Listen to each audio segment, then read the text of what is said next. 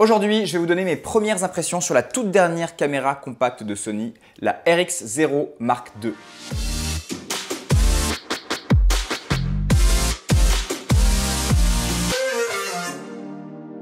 J'ai beaucoup de chance puisque Sony m'a prêté en avant-première sa RX0 Mark II. Il y a Guillaume Ruchon, ambassadeur Sony, qui a fait une vidéo dessus pour l'instant où il compare photos et vidéos.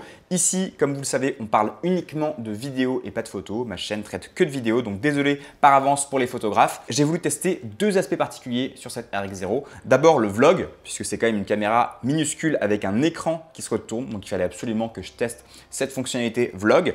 Et ensuite, le 100 images par seconde, c'est une caméra qui permet d'aller très haut dans le nombre d'images par seconde. Et comme vous le savez, si vous suivez mes aventures avec mon 1DX Mark II, j'adore shooter en 100 images par seconde. Donc j'ai vraiment voulu orienter ce test sur ces deux aspects. Ce ne sera pas un test ultra complet sur toutes les fonctionnalités de l'appareil. On va parler vraiment du vlog et du 100 images par seconde. Sony me l'a envoyé quand j'étais en Bavière avec Thomas. Alors si vous avez suivi nos stories, vous avez vu qu'on a eu quelques petites galères entre le drone qui ne marchait pas, enfin les capteurs du drone qui ne marchaient pas et mon 1DX Mark II qui est tombé en panne. Donc j'ai pas eu le temps de la tester exactement comme je voulais, mais j'ai quand même pu faire quelques plans et ça suffit pour avoir des premières impressions. Donc c'est parti, on commence tout de suite avec l'aspect vlog. Nous sommes en Bavière avec mon ami Thomas. Comment ça va Thomas? Écoute, ça va bien. Voilà, donc là on se balade dans un parc qui s'appelle Olympia Park, il me semble. On va essayer d'aller voir cette belle structure là. Et je vlog avec une petite caméra, la Sony RX0 Mark II.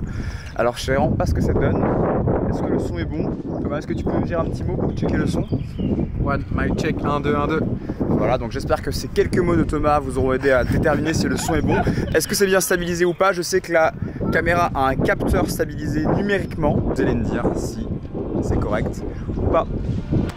Alors déjà, clairement, première chose, il faut un micro. On entendait beaucoup le bruit du vent. Il y a une petite poignée qui m'a été fournie par Sony, comme ça, qu'on visse juste ici.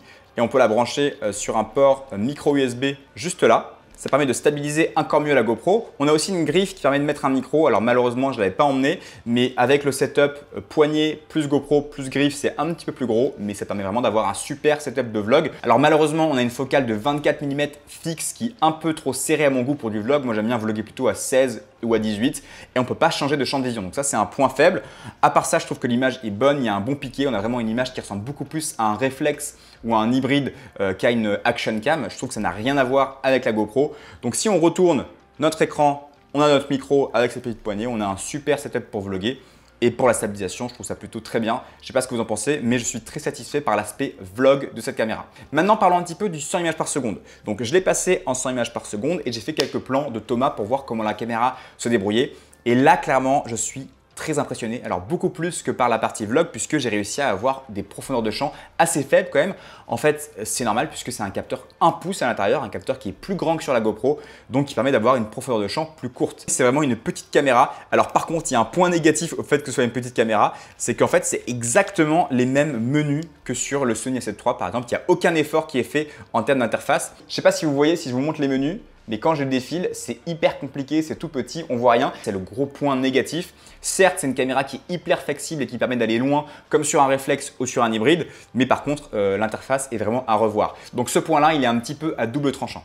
En shootant à 100 images par seconde, j'ai aussi remarqué un autre souci qui est lié à l'autofocus. Il ne marche pas de façon continue. Ça veut dire qu'il faut faire le focus sur un objet et ensuite faire le plan. Si je me recule, la personne va être floue. Donc ça, c'est vraiment pas cool. J'espère que ça va être mis à jour sur le prochain firmware. Ça m'a fait rater des plans. Par exemple, ce plan-là où je fais un plan autour de Thomas et il est entièrement flou puisque j'ai raté ma mise au point. Alors que cette caméra, pour ce prix-là, je crois qu'elle coûte environ 800 €, pourrait quand même mettre en place un focus automatique qui fonctionne. Donc ça, c'est un point négatif. Autre petit point négatif aussi, c'est l'ouverture de l'objectif qui ouvre uniquement à 4. Ça aurait été génial d'avoir un objectif qui ouvre à 2.8 pour avoir encore plus de flou d'arrière-plan. Mais bon, on ne peut pas demander non plus trop à Sony. Je trouve qu'on a vraiment une caméra qui a un condensé de technologie, une petite caméra qui délivre une qualité qui se rapproche grandement d'un hybride ou d'un réflexe. Donc c'est assez impressionnant. Voilà pour mes premières impressions de la RX0 Mark II. Pour récapituler, en point positif, on a un capteur de 1 pouce qui permet d'avoir une superbe qualité d'image qui se rapproche vraiment plus d'un hybride ou d'un réflexe que d'une caméra d'action. Je trouve que l'image n'a rien à voir avec la GoPro.